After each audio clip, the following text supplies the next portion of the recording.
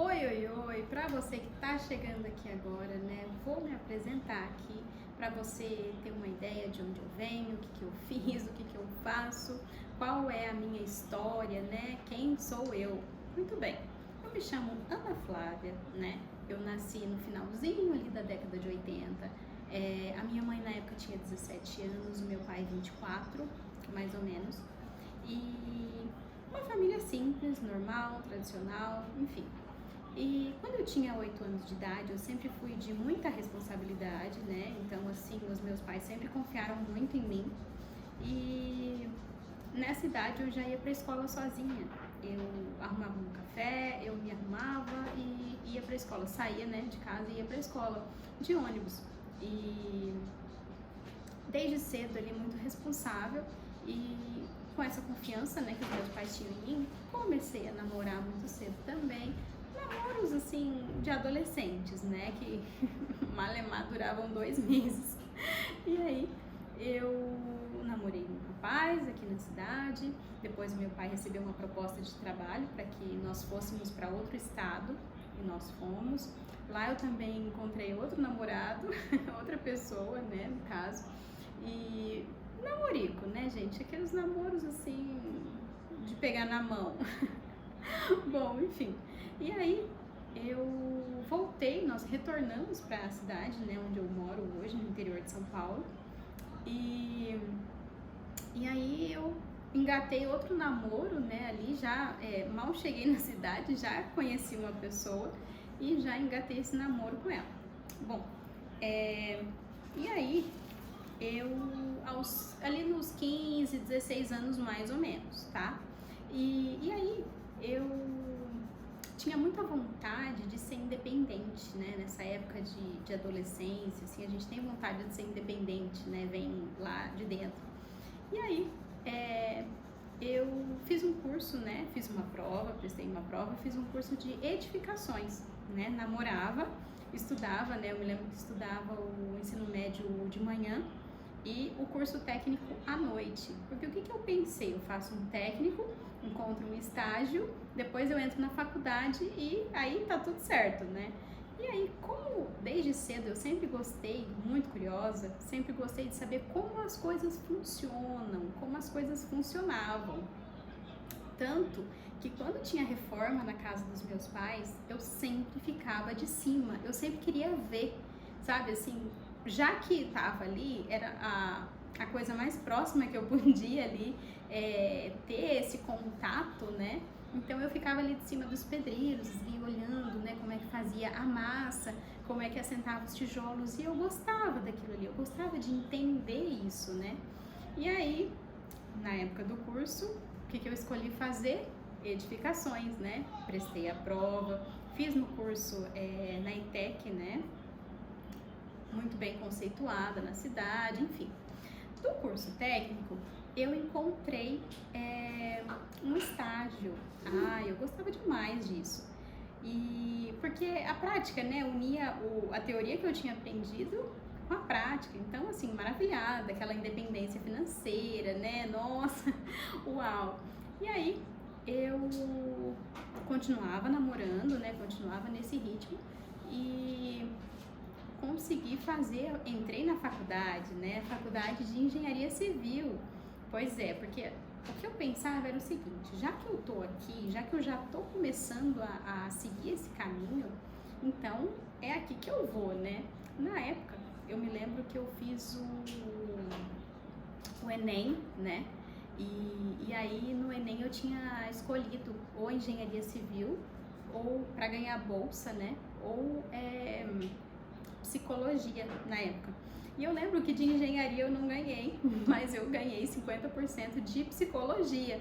Mas, como eu já estava ali trilhando, né, edificações, já estava no estágio e já tinha uma ânsia, né, uma ansiedade de que tudo acontecesse rápido, de que eu brilhasse muito depressa, sabe, assim, aquela coisa. E então eu me decidi por engenharia civil.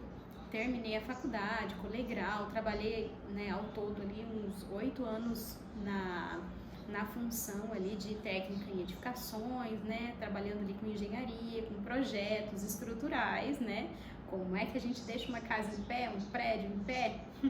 Enfim. E aí depois eu, juntamente com isso, com a faculdade, né, eu me casei, né, com aquela mesma pessoa que eu tinha namorado ali. Eu namorei por volta de 6 anos, mais ou menos. E aí, né, aquela coisa, e aí, vamos casar? Né, quem é mulher aqui sabe, entende aí, né? Vamos, não é mesmo? Vamos. Minha vida já estava toda desenhada, né, pra mim, na minha cabeça. E aí, eu fui, né, trabalhando profissionalmente. Cheguei num trabalho que era muito bom, maravilhoso, mas essa empresa fechou. Essa empresa fechou e eu fui mandada embora. E quando acontece isso, nós, né, já tínhamos 5 anos de casado, mais ou menos. E vocês sabem que assim que se a gente encontrar uma pessoa, o que a galera, né, a sociedade pergunta? Quando é que vocês vão casar, né? Quando a gente casa, o que é que as pessoas perguntam? E aí, quando vem o bebê, né? E aí, como nós já tínhamos 5 anos ali, né, de casamento, e a empresa, né, que nós tínhamos estava indo muito bem. Então, como o meu trabalho ali, o meu sustento, né, assim, digamos, não era necessário aquele trabalho, né, para me sustentar, enfim, decidimos por ter um bebê, né, porque eu sempre pensei em ter um bebê, ter um filho, mas que eu cuidasse. Eu não queria transferir essa função, né, porque na cabeça da mulher, na sociedade, tem muitas coisas envolvidas, né? E a minha ideia era de que eu cuidasse, né, integralmente da educação, da alimentação e tudo mais. E aí tive a minha filha, e aí que as coisas começaram a ficar um pouco complexas. Bom, quando a gente não é mãe, nós pegamos a nossa bolsa e vamos, né? A nossa vida os nossos sentimentos, tudo quem é mãe aqui vai saber, quem não é assim, fica tranquila, tá? Pode ter um bebê, mas é um amor muito grande, mas é uma coisa que não dá pra explicar em palavras, sabe? Não dá pra dizer, todo mundo fala, né? Quando você for mãe, você vai ver. Quando você for mãe, a sua vida vai mudar. Mas a gente não consegue dizer como. Não consegue... essa coisa da bolsa, essa coisa do... Mas muda muito lá dentro. Muda, assim, completamente. Eu até brinco que parece que te colocam num liquidificador, batem e depois te tiram de lá. Porque assim, a sua visão de mundo, a sua visão de vida, trabalho, vai mexer lá no seu mais profundo do seu ser, a maternidade. E assim, não tem como, você é uma antes e a outra depois, é um rito de passagem, sabe? É uma iniciação, assim, enfim, não dá pra explicar em palavras, mas no final dá tudo certo. Enfim, com a maternidade, eu ficava em casa, né, e aquela coisa assim, alguma coisa lá dentro dizia que eu podia, sabe, que eu tenho capacidade demais, eu quero fazer algo, não sei o que eu quero fazer, mas eu quero fazer, né, entrar em ação, né. E aí eu comecei a fazer confeitaria, fiz confeitaria profissional, fiz os doces de aniversário da minha filha, inclusive por conta das habilidades manuais, né? Eu fiz os doces dela, eu quis aprender a trabalhar com chocolate, eu fui para São Paulo fazer curso de especialização, porque por essa parte técnica em mim, falar muito alto, então eu gosto de saber como as coisas funcionam de uma maneira técnica, sabe? De uma maneira teórica, de uma maneira estudada. Então, assim, me joguei de cabeça nessa de confeitaria Fiz vários cursos também de docinhos personalizados. Enfim, né? Virei ali uma mestra nesse assunto. Mas, ao mesmo tempo, eu percebi um desequilíbrio grande no meu relacionamento amoroso, né? No meu casamento. E quando foi no finalzinho de 2019, a minha filha tinha 3 anos na época, e eu tive um desentendimento muito grande ali com o pai dela, né, na época, e aquilo me deixou muito abalada, me deixou muito assim, sensibilizada, me deixou muito, como assim, né, me deixou no mesmo nível em que eu fiquei quando ela nasceu, porque o que aconteceu quando ela nasceu, né, voltando um pouquinho, a engenharia já não fazia mais sentido para mim. Trabalhar fora, sabe, não era o valor, era aquela coisa ali de ficar com ela, de estar presente na vida dela, de ser mãe ali, né? E a gente se cobra muito, eu me cobrava demais, nossa, e como? E aí, já não fazia mais sentido ser engenheira, né? Estar ali atuando como engenheira, porque ser engenheira você sempre, né? Eu fiz a faculdade, tá dentro de mim, né? Enfim. E aí eu, né, trabalhando ali com confeitaria, tal, teve esse desentendimento. E o trabalho com confeitaria não me parece que faltava algo, sabe? Parece que por mais que eu soubesse ali estruturar um bolo, que eu soubesse ali estruturar um recheio, fazer uma coisa assim bonita, né? Muito linda e tal, enfim. Ainda me faltava algo. E com esse desentendimento, eu fui pra terapia como paciente, né? Só que na época, a parte religiosa para mim era muito, assim, os dogmas da igreja eram seguidos muito rígidos ali, muito preto no branco, sabe? Aquela coisa muito de caixa, né? Que somos ali encaixados e que não é bem assim. Precisamos pensar com a nossa própria cabeça. Mas enfim, fui para terapia como paciente. E essa terapeuta, ali eu fiquei por mais ou menos uns 8 meses nessa terapia com ela. Só que começou algo dentro de mim, começou a me incomodar, sabe? Essa terapeuta hoje, né, depois de muitos estudos, depois de muita prática, depois ali de entender melhor, eu percebi que essa terapeuta, ela não... Eu sou grata, né, a ela, porque foi através dela que foi a porta que eu atravessei para chegar onde eu tô hoje, mas eu percebi que eu olhava para ela com uma relação muito como se ela tivesse a verdade absoluta, sabe?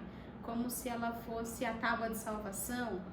E ela é pastora, né? Eu sempre fui, desde os meus 8 anos ali, eu fui na igreja evangélica e eu não tenho nada contra a igreja evangélica, mas tem muitas coisas que são ditas ali que eles mesmos não entendem o profundo daquilo, sabe? Existe até uma passagem bíblica, né, de cegos conduzindo cegos. E isso hoje eu vejo assim, não é que eu sou a dona da verdade, tá? Eu tô aqui nesse planeta para aprender também, mas hoje eu tenho uma outra visão, uma visão um pouco mais ampla, sabe? Porque até nessa época eu me apegava muito àquela parte da Bíblia onde diz que a mulher sábia edifica a sua casa. Só que eu me esquecia da parte que o homem também tem os seus deveres no casamento, que o homem também deve morrer pela sua mulher, pela sua esposa, como Cristo morreu pela igreja, que o homem também, que não tem ali um relacionamento bacana com a mulher, Deus não ouve as suas orações, sabe? Essa parte eu completamente tirei da minha visão, sabe? Peguei toda a responsabilidade para mim, fiquei ali no modo Mulher Maravilha, eu resisto tudo, eu faço tudo, eu vou sozinha eu vou salvar, sozinha eu vou fazer, e que Deus vai me ouvir e vai dar tudo certo, sabe, assim, nessa ilusão de que eu salvaria tudo, que eu sozinha, né? Cada caso é um caso, cada pessoa é uma pessoa, mas assim, no meu caso, eu percebi que eu peguei tudo pra mim, 100%, e não é 100%, é 50-50, porque são duas pessoas, né? Enfim, voltando aqui, fiz essa terapia, né, e tal, só que parece que eu ia pra essa terapia amarrada, sabe? Eu não queria ir, parecia que alguma coisa não tava legal, mas não por eu não querer modificar coisas dentro de mim, mas algo me dizia que não era aquilo, não era bem daquele jeito, né? Foi aí que eu tive muita, como é que se diz? Muitas coincidências aconteceram. Eu dei uma olhada no material de constelação familiar, que foi o que me chamou muito a atenção. Eu fiz terapia de hipnose, eu fiz várias terapias holísticas, né? Eu fui pro Reiki, né? Eu sou reikiana, eu sou iniciada no Reiki, que para quem não sabe é a manipulação da energia, né? Universal. Existe a energia do todo, de Deus, do universo, né? Do que você quiser chamar. E aí a gente manipula, somos como canudos, né? Fazemos tal, somos iniciados, fazemos lá o nosso mantra, nossos sinais e impomos as mãos, né, sobre os chakras, bom, enfim. E aí eu fui, né, iniciada no Reiki, comecei a olhar pro ser humano de uma maneira mais inteira, sabe? Não tão concreta e não tão apegada ao pé da letra do que a Bíblia diz, né? E foi aí também que eu encontrei a doutora Francis, né, no Instagram, e o que me chamou muito a atenção foram os sonhos, né, que ela falava sobre os sonhos e tal. Isso eu associei com a Bíblia, né, que a Bíblia tem vários relatos de sonhos e tudo mais. E aí eu fui entrando, né, isso foi fazendo sentido para mim. E eu fui entrando nesse caminho do autoconhecimento, né? Fui fazendo várias terapias que englobavam os sonhos, o concreto, né? Atitudes e tal, com essa parte de olhar como um todo, né? Porque nós somos seres espirituais vivendo uma experiência terrena, né? E aí, nesse meio tempo, eu comecei a ler bastante, né? Comprei aqui um pouquinho de livros, não tá tudo aqui ainda. Comprei vários e vários livros, e ali lendo e ali entendendo mais sobre mim mesma, né? E nisso, né, eu ali nesse caminho e o casamento indo cada vez mais morro abaixo. Foi aí que em 2011 eu me casei. 2022, né, o ano passado, eu decidi me separar. Eu cheguei e falei, não concordo com isso, eu acredito que não tá legal, não tá bom, então chega, né? A gente não precisa passar por isso, então acabou. E aí, que é onde tudo começa, né? Passei pelos estágios do luto, né? Vivenciei cada estágio ali, como tem a aula ali própria de luto. E eu até falava pra minha terapeuta, se especializa em relacionamento, né? Você me ajuda tanto. E aí um belo dia eu pensei, surgiu assim, sabe? Por que você não se especializa? Você passou por tanta dor, você passou por um processo tão profundo, né? Porque foi assim, quando eu tava ali no meu processo de luto e de sofrimento, de agonia, né, e tudo mais, eu ouvi uma vez umas mulheres falando assim, eu me separei há 10 anos e não consegui não consigo viver a minha vida, porque o meu ex-marido já tá lá com outra mulher, filhos e tudo mais, a vida dele andou e a minha não. Eu ainda tô aqui, né, nesse lamaçal. E aí eu pensei, não, eu não quero isso pra mim. Eu tomei ali, sabe, nesse momento eu tomei uma decisão de buscar o que fosse necessário.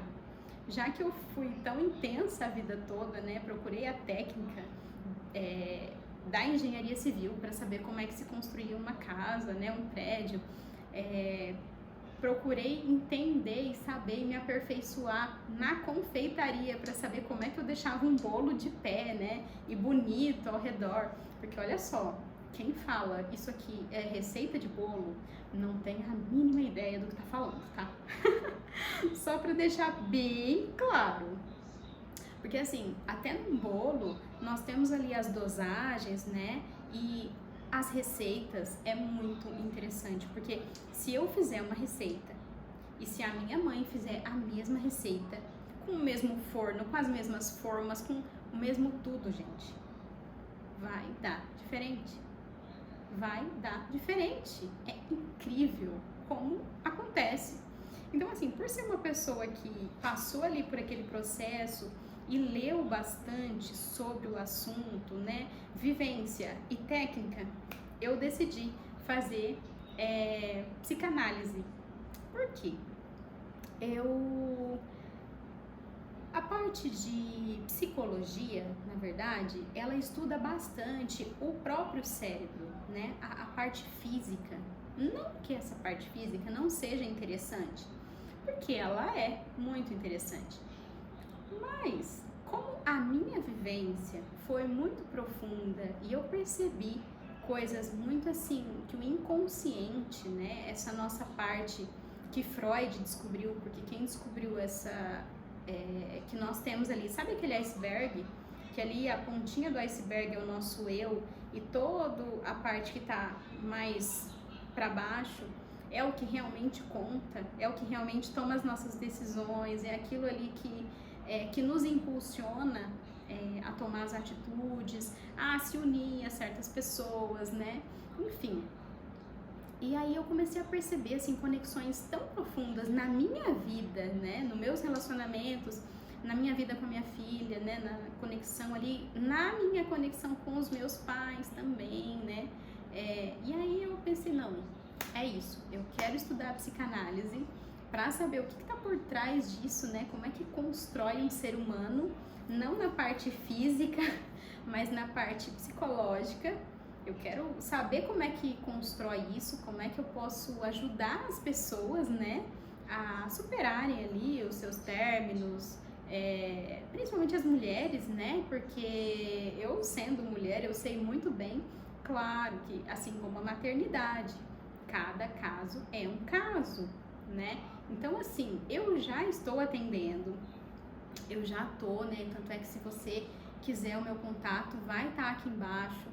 Pode vir falar comigo, eu tenho ainda alguns horários disponíveis, porque eu sei o quanto é desafiador nesse momento, eu sei a dor que é, né, os momentos ali onde a gente parece que o mundo acabou, parece que a sua vida, porque, por exemplo, eu fiquei com essa pessoa por 17 anos, pois é, 17.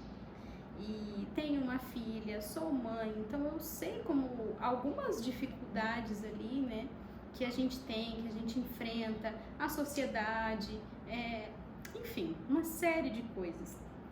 E aí agora, né, depois de ter descoberto como deixa uma casa de pé, como deixa um bolo de pé, agora eu quero ajudar essas mulheres a se reconstruírem, a se reerguerem.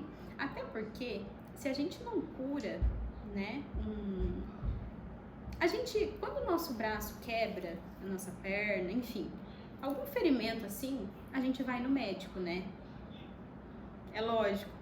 Por quê? Porque é físico e a gente vê, então quebrou ali, né, ou aquela fratura exposta, a dramática, aquela fratura exposta, aquela coisa, nós vamos aonde? Nós vamos pro hospital, nós vamos pro médico, né, aí tem que fazer cirurgia, ou não tem, né, ou foi só uma fissura, mas, por exemplo, no caso de um relacionamento que termina, como foi o meu caso, de um casamento, é uma ruptura que aconteceu. E aí, o que eu precisei? Eu precisei ir para terapia, ir para pegar na mão de alguém, sabe? Porque quando a gente está no olho do furacão, a gente não enxerga nem a ponta do nosso nariz, sabe? E às vezes, coisas simples, por exemplo, tenha um bom advogado, sabe? Porque o que acontece? Nós somos seres inteiros e nem sempre nós mostramos todas as nossas facetas, né? Ali para quem está do nosso lado, por incrível que pareça. Então, por isso que às vezes dizem que, para você conhecer o seu cônjuge, separe-se dele, porque aí você vai ver outro lado dele que estava adormecido, entende? Então, assim, existem muitas coisas, existem muitas situações, muitas coisas para serem vistas. E aí, como eu falei, né, quando a gente quebra o braço, a gente vai para um médico, a gente vai para a mesa de cirurgia, a gente fica ali um tempo com aquele braço, né, imóvel ali, esperando o osso colar, né, acontecer ali toda. A gente tem um cuidado com aquilo, né, tem atitudes e tem um cuidado com aquilo e leva algum tempo para aquilo voltar. E por que raios de que a gente termina um relacionamento e pensa que pode entrar em outro de boa? Entende? Não faz sentido. Por quê? Só porque a gente não vê? Será que porque a gente não consegue enxergar com os olhos, entrar de relacionamento em relacionamento, será que isso é uma boa? Será que não é nessa hora que nós teríamos que parar, sentar, ir para uma mesa de cirurgia, talvez? Entende? Não no sentido real, mas conversar, porque ali tem toda uma descarga de energia, tem todo partes nossas morrem, sabe? O outro que morava dentro da gente morre. E a gente precisa vivenciar uma série de processos, com uma série de ações, com uma série de etapas, uma série de coisas antigas vêm à tona do relacionamento, coisas de outros relacionamentos mal resolvidos vêm à tona também, sabe? Então, às vezes você chora, né, por conta daquele término, mas na verdade não é bem só por conta daquele término, é por conta de coisas da infância, é por conta de coisas mal resolvidas com relação aos pais, sabe? Então, assim, existe uma série de situações psíquicas, psicológicas a serem revistas ali, a serem olhadas, porque o quê? Se a gente quebra o braço, não vai pro médico e, né, fica ali mais ou menos, o que acontece depois? O osso vai colar direito? O osso vai se desenvolver? Não vai. Por exemplo, se você não vai ao médico, né, e tal, e deixa ali, alguém vem e bate, o que vai acontecer? Vai doer de novo, vai quebrar de novo no mesmo lugar. E isso acontece também psicologicamente, sabe? Então, assim, eu busquei pra mim a cura. E busco até hoje, porque é processo, eu também estou em desenvolvimento. Mas eu consigo ter uma visão diferente, eu consigo, por ter passado por esse processo, por ter ido, né, nas profundezas do meu próprio ser, das minhas dores, eu consigo olhar para as dores das mulheres de uma maneira diferente, eu consigo acolher de uma maneira diferente, eu consigo perceber coisas que precisam ser feitas, situações, atitudes. Às vezes, gente, é hora de sentar e chorar. Sentar e chorar. Por quê? Porque morreu um sonho ali. Morreu uma expectativa. Morreu a vontade de ter a família Margarina. Entende?